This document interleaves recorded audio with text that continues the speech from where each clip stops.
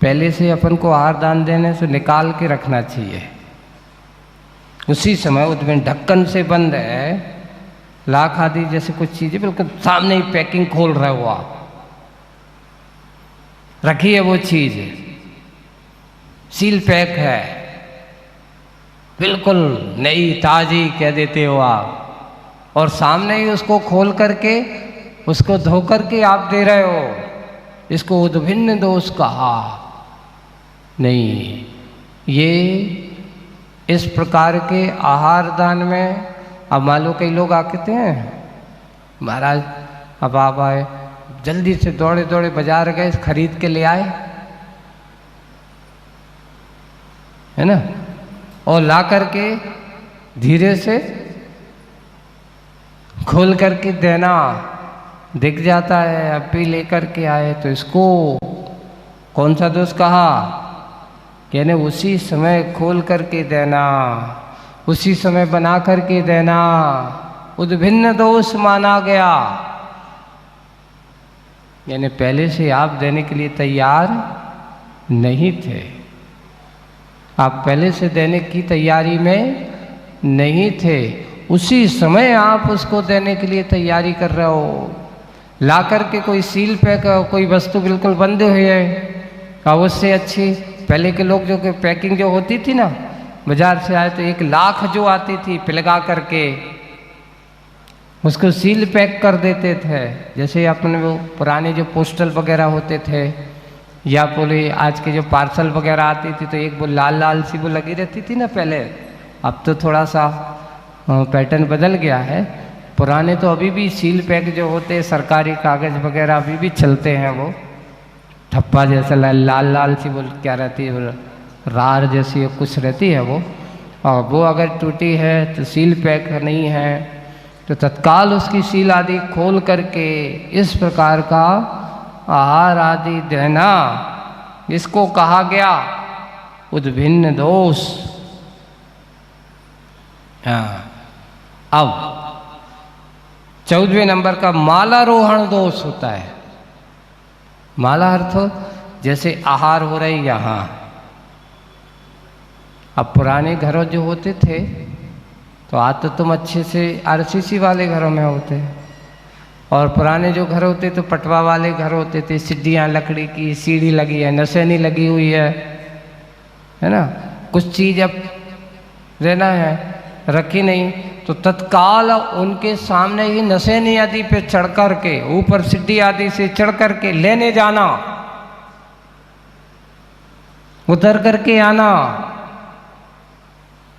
उस समय आहार के समय इसको मालारोहण दोष कहा। तो वो मालारोहण दोष कि कुछ भी चीज हो अपने आप को नहीं है, कोई बात नहीं है।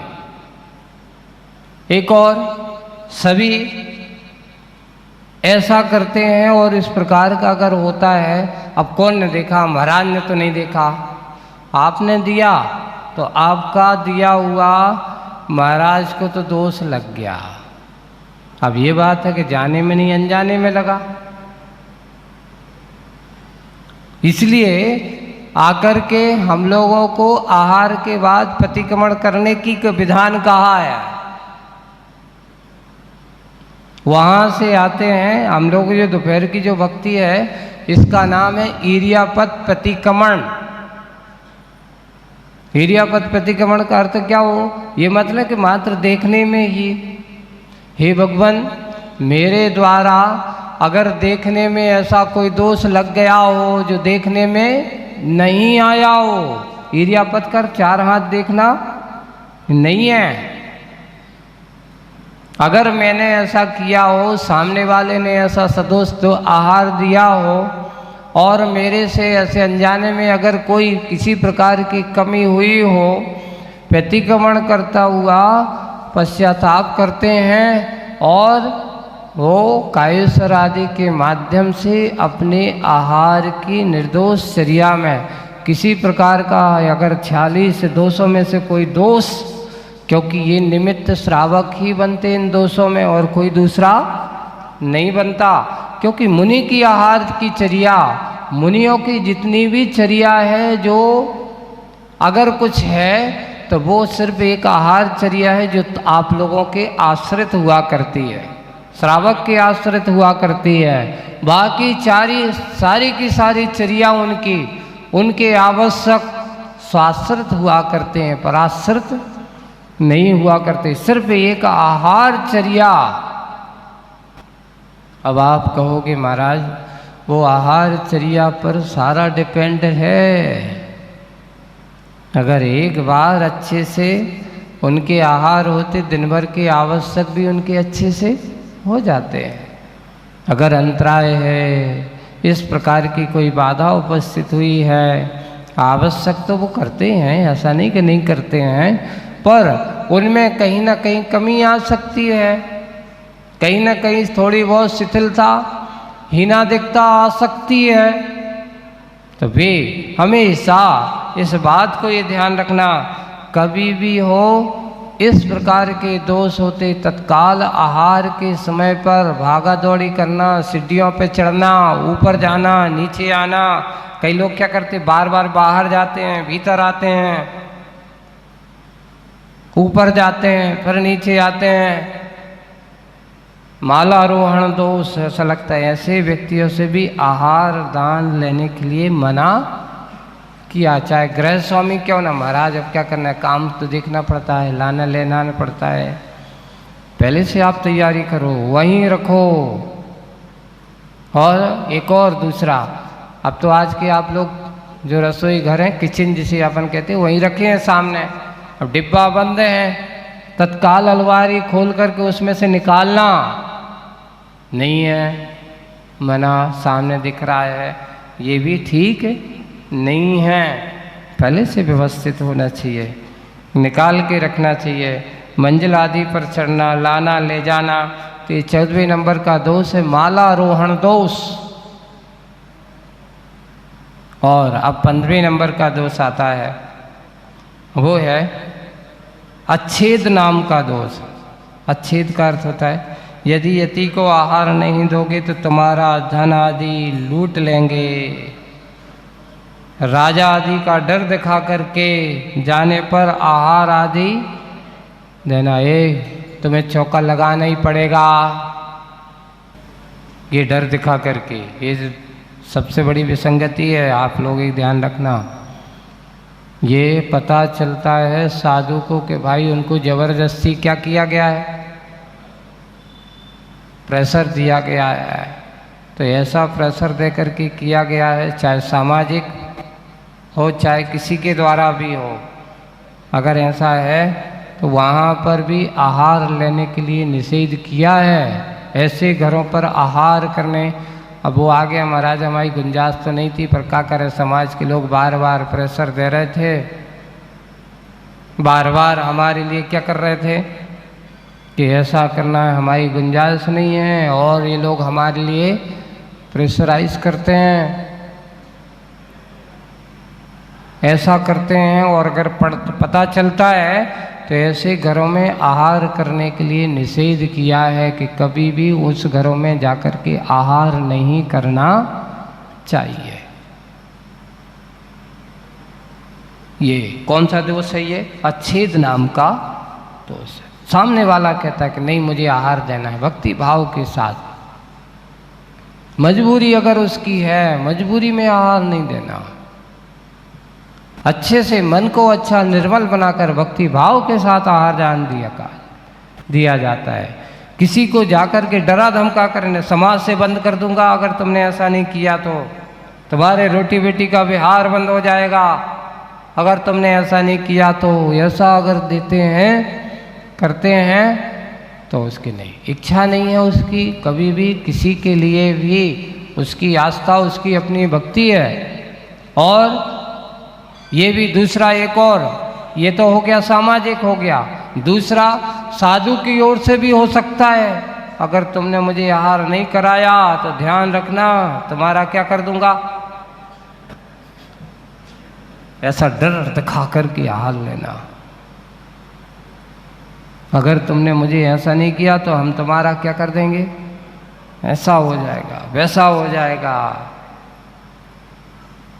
ये अगर ऐसा करके भी लेते हैं, इस प्रकार करते हैं, तो ये भी अच्छेद नाम का दोष कहा गया।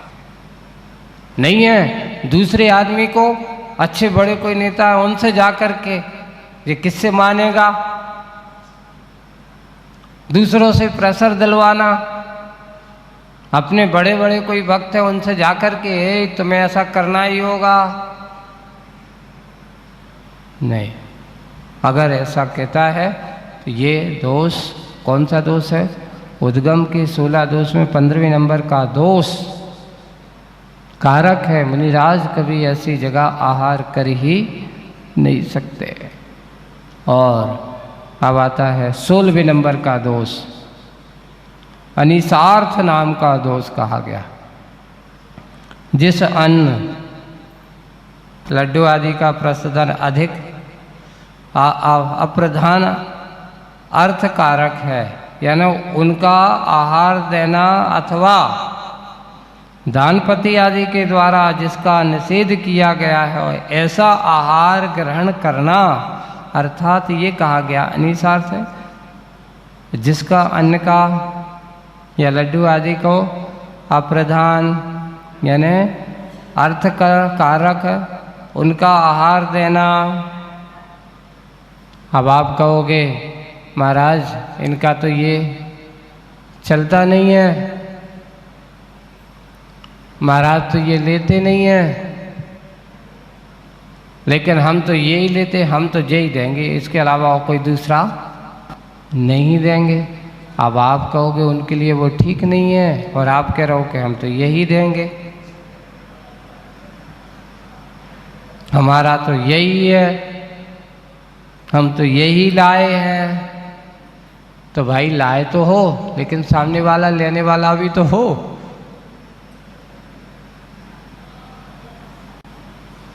उसमें ये लिखा है कि उनका देना, अब कोई दानपति के द्वारा जिसका निषेध किया गया है ये नहीं दे सकते हो,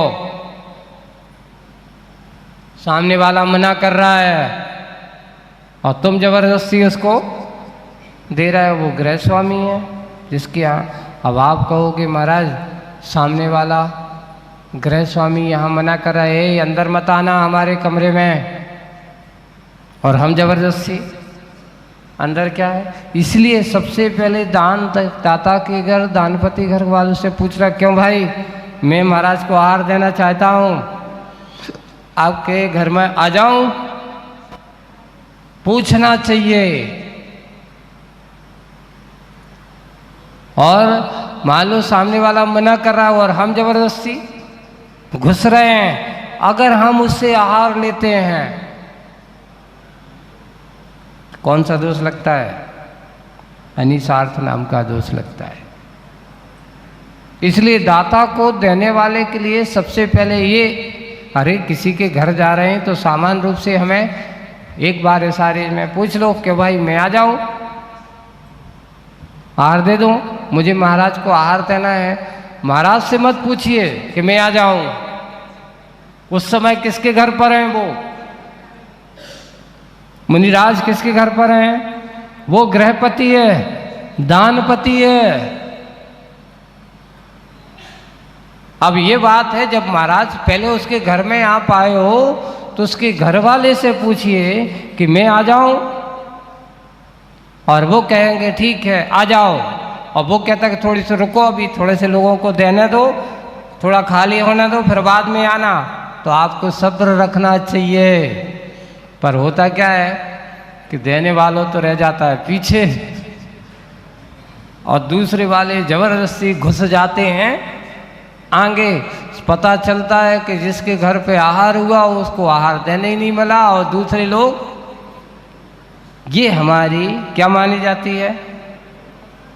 सामने पात्र को भी, दाता को भी एक बहुमान सम्मान की दृष्टि हमारे पास होना चाहिए। वे हमेशा बहुमान की दृष्टि से इस प्रकार का कार्य करते हैं और वे आपके लिए आहार देते। इसलिए एक व्यवहारिकता की दृष्टि से दानपति के घर वालों से पूछना ये जरूरी है। ये हमारी एक नैतिक जिम्मेदारी मानी जाती है। उससे कहो जिसके यहाँ है अहो भाग, आज बड़े पुण्यशाली हो आप, तो उसकी पहले दान की प्रशंसा करिए जाकर के। आज बधाई हो कि आपके यहाँ आज महाराज के क्या हुए, आहार हुए। मैं भी आपके पुण्य में थोड़ा सहभागी बन लूँ, मैं भी आहार देना चाहता हूँ, आ जाऊँ। बड़े वो सामने वाले को भी अच्छा लगेगा। वो आपसे कह रहा है कि भैया 1 मिनट रुको, अभी मैं बुलाता हूँ आपको। थोड़ी सी क्या करना चाहिए अपन को, धीरज रखना चाहिए। ये इस प्रकार के अब जबरदस्ती कुत्ते अगर लेते हैं तो ये भी महाराज को किस आहार चर्या के समय क्या लगता है, दोष लगता है। अरे हमें तो देना था, तुम रोज मना कर देते हो हमारे लिए, ऐसा करते हो। सामने वाले के ऊपर अपन गुस्सा निकाल देते हैं। आपको क्या है, आपके घर महाराज आ गए तो आप तो सोच लेंगे हम ही सब कछु हो गए, तुमने तो महाराज को खरीद लो, और 4 बातें और सुना देते हो। उसकी जाने के दान की प्रशंसा करना चाहिए। हम और क्या करने लगते हैं, उसकी दान की निंदा करने लगते हैं। दानी की कभी किसी की जिसके यहाँ गए उसके कहो कि ओ भागो, धन्य हो भाई कि आज तुम्हारे यहाँ कौन आए, मुनिराज आए हैं, ऐसा पुण्यशाली जीव। उसकी अहोभाग्य की सराहना करते हुए उसके लिए उसकी निंदा नहीं, उसकी प्रशंसा करो। दान देने वाला जो व्यक्ति दाता की प्रशंसा करता है तो उसकी प्रशंसा करने से उसके भी उच्च गोत्र का बंध होता है। देखिए आप कितने महत्वपूर्ण अपने जैन दर्शन की एक क्रिया है कि दान देने वाले की प्रशंसा करने से प्रशंसा करने वालों को उच्च गोत्र का बंध होता है, और दान देने वाले की प्रशंसा ना करके उसकी निंदा करना यानी अपने आप को नीच गोत्र का बंध कराना है। निम्न कुल आदि के उत्पन्न होने की बात है। ऐसा है किसी के पास भी होता है, ऐसा सौभाग्य सौभाग्य होता है। तो आज का ये अनिसार्थ नाम का दोष जो है, ये आज ये 16 उद्गम दोष और 16 उत्पादन दोष हो गए, है ना। अभी कितने दोष हो गए, 32 दूतों का कथन हुआ है। अभी आपके 14 कितने बाकी और रह गए, अभी 10 और 14 दोषों का वर्णन और है। ऐसा संबंधी 10 दोषों का कथन आपको आज का समय अपना पूरा हो गया। आगे की बात अपन करेंगे। इतना ही करते हुए विराम